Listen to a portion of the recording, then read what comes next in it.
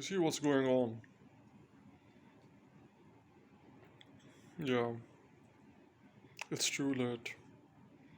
There is no point in trying to save my headphones, earphones anymore at this point.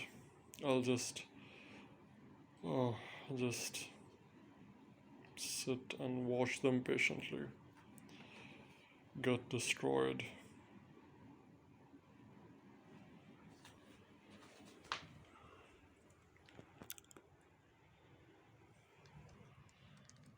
Wow.